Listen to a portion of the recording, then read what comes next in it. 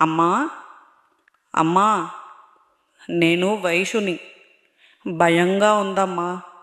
ఇక్కడ ఎవ్వరూ లేరు, ఒక్కదాన్నే ఉన్నాను. అందరూ నన్ను వదిలేసి వెళ్ళిపోయారా? అయ్యో, నేనే మిమ్మల్ని వదిలేసి వచ్చేశాను కదా.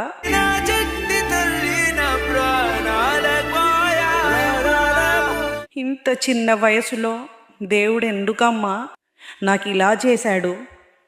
అయినా వాడి మాటలు నమ్మి వాడితో జీవితం పంచుకోవాలని తెలిసి తెలియని వయసులో నిర్ణయించుకున్నాను. నాదే తప్పు. ఇంకా మిమ్మల్ని ఎప్పుడూ కలవలేను కదా.